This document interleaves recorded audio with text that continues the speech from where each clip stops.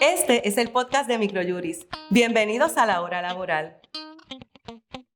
Tema de hoy: mediación como método para resolver controversias. Saludos, hoy conversamos con las licenciadas Nani Marchand y Yarlene Jiménez. Saludos. Hola, buenos días. ¿Qué tal? ¿Qué tal? Hola, Yarlene. Bueno, hoy vamos a hablar sobre la mediación como una manera de resolver conflictos y controversias en el ámbito laboral.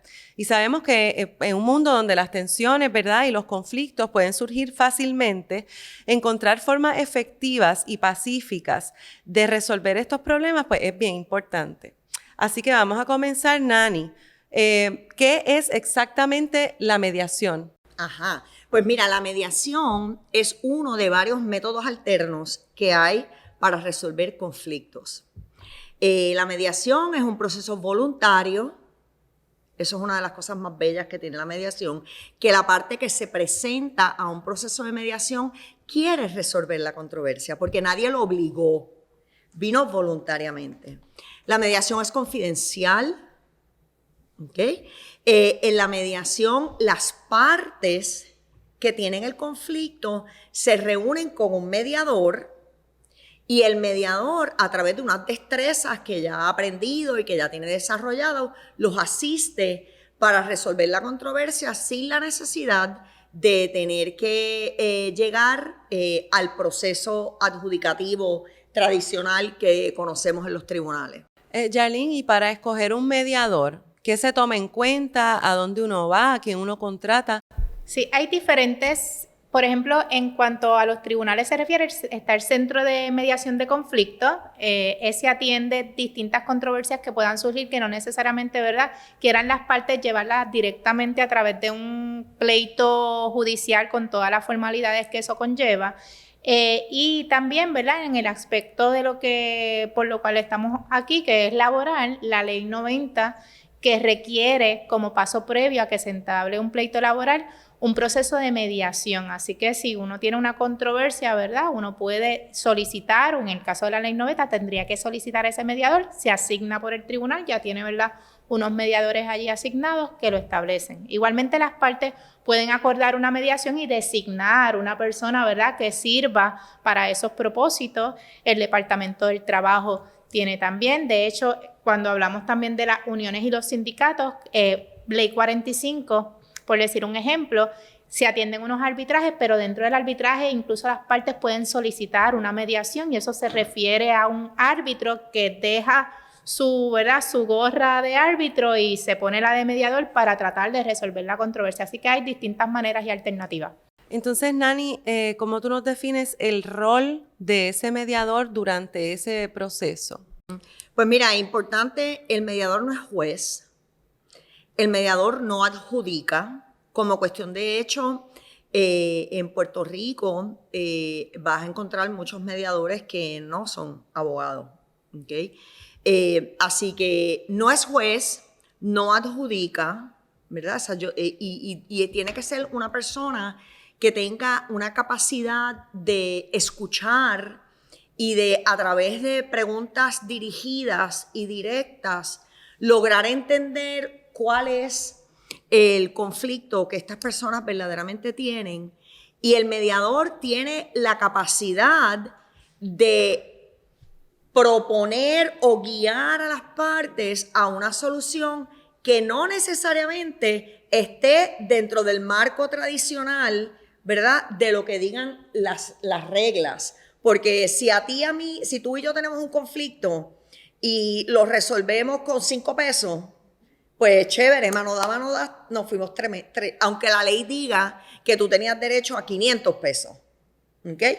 Así que el mediador puede ser creativo en ese sentido and think outside the box para proponer alternativas que le funcionen a las partes. Y perdón que interrumpa, Nani, tiene que tener la característica, si no el talento también, de mantenerse neutral, porque esa es la idea del mediador. Obviamente, como seres humanos siempre vamos a inclinarnos hacia una de las partes, pero la idea del mediador es lograr esa conciliación o ese happy medium, ese donde entonces ambas partes se dieron y con la asistencia de él o de ella lograron, ¿verdad?, alcanzar ese acuerdo para evitar que la controversia escale a otros procedimientos. Y hablando, por ejemplo, de talentos como mantenerse neutral, quería también preguntarte, Nani, ya en un proceso de mediación, ¿qué herramientas utiliza un mediador, verdad, para promover esa comunicación y esa cooperación que las partes deben tener en el proceso? Sí, bueno, yo soy mediadora por el Tribunal Supremo de Puerto Rico y también estoy admitida a la American Arbitration Association.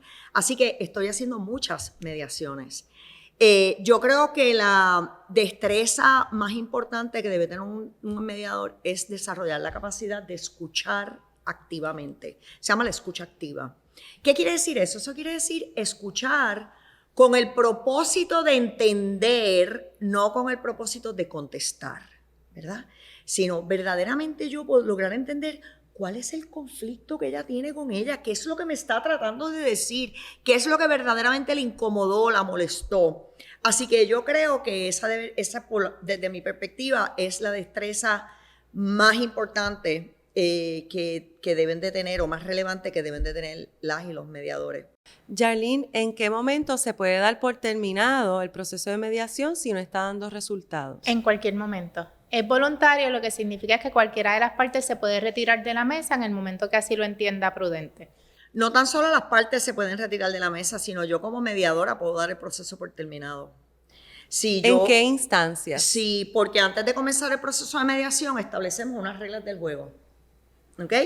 Cada uno va a tener tanto tiempo, me van a someter estos papeles, quieren que yo mire esto, vamos a hacer sesiones de 3 horas o sesiones de 5 horas, usted va a venir preparado, o sea, vamos a llegar, inclusive cuando son de la American Arbitration Association, yo estipulo hasta en qué lenguaje vamos a hablar, si vamos a hablar en español, en inglés, si va a ser dual language.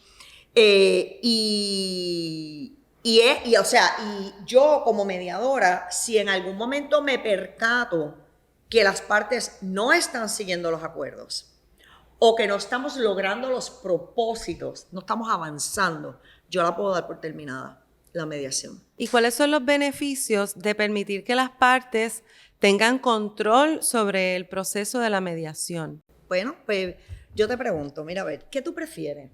Que tu controversia la adjudique un juez que con muchísimo respeto usted no conoce.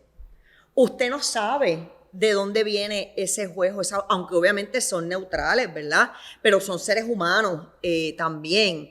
Así que usted prefiere que su controversia se la ayude a resolver una persona que usted escogió, ¿verdad? Usted prefiere tener el control de su controversia, poder hablar, porque en el tribunal usted no habla, a menos que su abogado... Usted responde preguntas. Y es si su abogado lo sienta a testificar, que en muchas ocasiones optamos por no hacerlo. En la mediación tú te sientas ahí y me haces lo que le llamamos el cuéntame. Cuéntame, ¿cuál es tu historia? Y ahí ¿Qué tú te pasa? desahogas y dices los hace una porqués. catarsis tremenda. Que muchas veces es lo que necesita. Claro, porque como estoy escuchando a la persona, muchas veces las personas se levantan de mi mesa de negociación o de mediación y me dicen, licenciada, es la primera vez que yo me siento escuchada. El problema era tan fácil resolverlo como sentarte a escuchar lo que la persona quería.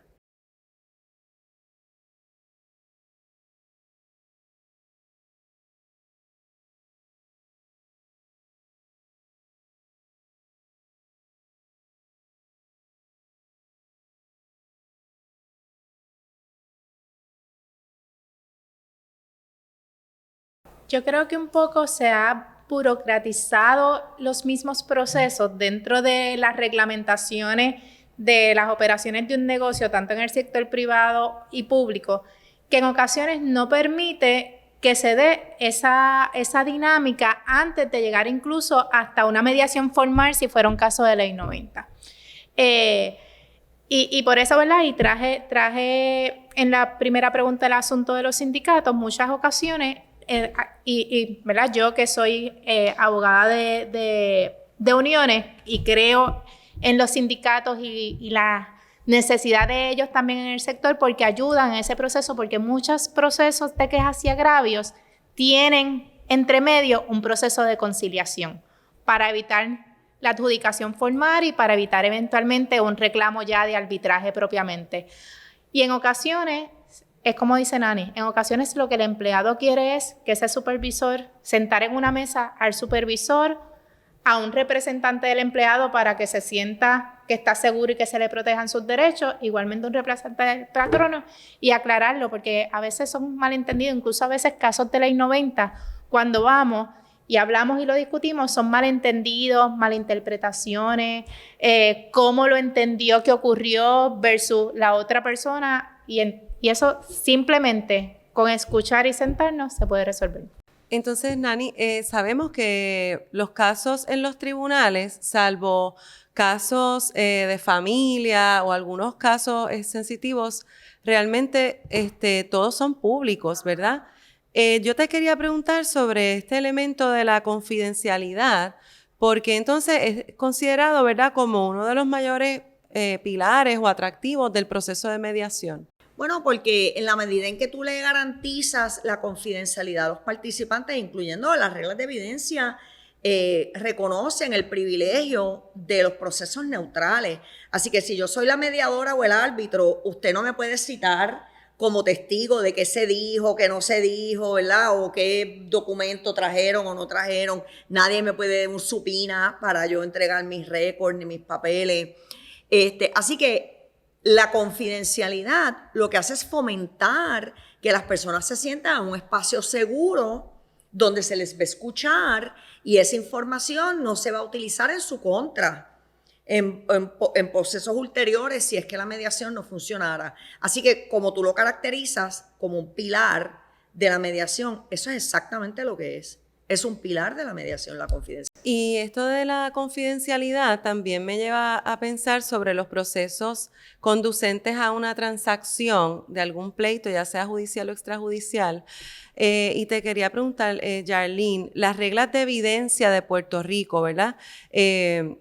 ¿Cómo reconocen esta confidencialidad de este proceso de mediación? Como indicó Nani, obviamente es dentro como si fuera un privilegio en cierta manera. Así que lo que se discuta, lo que las partes admitan, documentos que allí se presenten, no se puede después utilizar. Admisibles. Claro. Que en el descubrimiento de prueba, en el procedimiento judicial, pues surja el documento, pero no puede la parte decir, en la mediación tú admitiste este hecho o este documento. Eso es una protección, ¿verdad?, que está ahí patente y que ciertamente hay que respetarse porque, como hemos hablado, ¿verdad?, es una característica esencial del procedimiento de mediación. El tribunal, pues, no podría tomar en cuenta. Visita cursos.microjuris.com para informarte sobre los temas legales que impactan tu profesión. Y sobre la voluntariedad de la mediación, hay instancias en las que no es voluntario, sino compulsoria. Y tengo entendido que la Ley 90 es una de estas leyes que hace compulsoria el proceso de mediación. Si nos puedes hablar un poquito de esa ley y qué conlleva. Sí, efectivamente, esa ley es la de acoso laboral. Es una ley, aunque el tiempo pasa volando, todavía pensamos que es de recién vigencia, pero ya llevamos 4 años en ella. Es que como fue el COVID también, como exacto. Que nos acostumbramos. Y prácticamente establece como punto, ¿verdad?, que las partes, antes de llegar al tribunal, tienen que pasar por un proceso de mediación a través del Centro de Mediación de Conflicto del tribunal, que el mismo tribunal lo establece. Así que es bien importante porque yo creo que se permite que se puedan resolver las controversias, como estábamos hablando, ¿verdad?, con meramente aclarar situaciones que no necesariamente en el conglomerado es un caso de acoso laboral, pero que resultó necesario tener esa discusión o esa dinámica.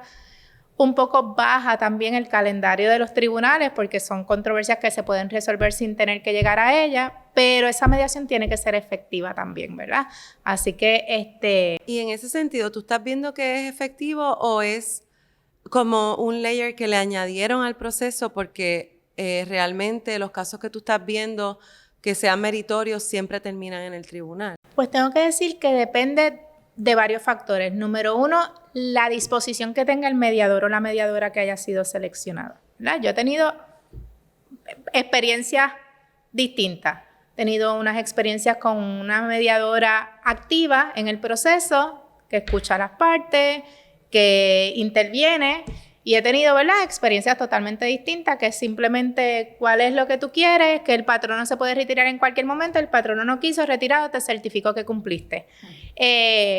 Así que, ¿verdad?, no te puedo decir en términos de, pero las que he podido resolver, ciertamente, siempre, ¿verdad?, resolver una ya es un paso adelantado, así que... Bien, y Nani, finalmente, ¿qué pasa cuando las partes llegan a un acuerdo ya? Pues cuando las partes llegan a un acuerdo, cuando yo soy la mediadora, yo ahí mismo, mira, viro mi pedazo de papel y ahí mismo los hago escribir. ¿Qué acordamos? No me enviará correos electrónicos después de las 6 de la tarde. No me llamará los sábados, lo que sea que hayamos acordado. ¿Ok? Yo lo firmo, lo firman las partes, yo me quedo con el original, las partes le toman una foto y allá después los abogados lo elevan a un acuerdo, ¿verdad? Y le ponen toda la palabrería que los abogados nos gusta poner. Importante que sepan que ese acuerdo es de estricto cumplimiento, como cualquier otro acuerdo. Como un acuerdo de transacción, Ajá, reconocido por las reglas. Sí, es un contrato. Y si las partes no lo cumplen, Tiene tú puedes llevar una causa de acción de incumplimiento de contrato al tribunal. Así que tiene peso, ¿verdad?, contractual el acuerdo de mediación al cual lleguemos. Ahora, el consejo legal de la semana. Bueno, vamos entonces a los consejos de la semana. Vamos a darle consejos patrono, Nani, y empleado Yarlene. Nani, a los patronos, ¿qué consejo les puedes dar esta semana? Pues un consejo, ¿verdad?, consono con el tema que hemos estado hablando. Yo les diría que se eduquen sobre los métodos alternos de resolución de conflictos, que miren la mediación y que consideren incluir en su manual del empleado, en los contratos de empleo, cláusulas sobre métodos alternos de resolución de conflictos, que pues muy bien puede ser la mediación o el arbitraje. Así que ese es mi consejo para los patronos. Y Yarlene, para los empleados. En la misma línea, que no sientan temor en que si tienen una controversia con su patrono, en requerirle al patrono utilizar el mecanismo de mediación como una alternativa para solucionar ese proceso, si ven que dentro de lo interno, ¿no?, de recursos humanos, pues no están logrando ese objetivo, porque ciertamente es un mecanismo que funciona y que es efectivo. Y Nani, también nos estabas diciendo fuera de cámara sobre la responsabilidad del patrono en apartar tal vez tiempo y recursos para adiestrar a los supervisores en torno a la comunicación. Sí, yo creo que Yarlene y yo las dos compartimos este sentir. La génesis de la mayoría de los problemas dentro del entorno laboral es comunicación deficiente. Tono de voz que te ofendí, palabra que tal vez utilicé que era inapropiada, ¿verdad? Expectativas que no las tenemos claras porque tú piensas que es una cosa y tú piensas que es otra y yo pienso otra. Así que la mayoría de las cosas se resuelven si nos sentamos a hablar. Y entonces en ocasiones tienes a personas en posiciones de autoridad, supervisores, team leaders, gerentes, que no conocen esas estrategias, ¿verdad? Y no tienen esas herramientas en su cajita de herramientas. Serán excelentes supervisores y serán tremendos vendedores, pero no saben comunicar y no conocen sobre esta. So, mi consejo sería a los patronos, busquen presupuesto, busquen tiempo para darle adiestramiento a sus personas en posición de autoridad para que usted les provea esta herramienta adicional y sean mejores supervisores. Y que le puede evitar muchos problemas, de hecho, ¿verdad? Eso y costos. me trajo a la memoria que muchas veces estos acuerdos de mediación que se alcanzan en ese proceso con los patronos incluyen en ocasiones un acuerdo por parte del patrono de que se le va a readiestrar o adiestrar a ese supervisor sobre atención de supervisión, manejo, de inclusive, ¿verdad?, de ir en ocasiones por la forma y manera en que le lleva al personal las instrucciones. Así que eso es bien importante. Sí. Excelente. Bueno, pues gracias a ustedes por su tiempo y gracias a ustedes por sintonizarnos y hasta la próxima.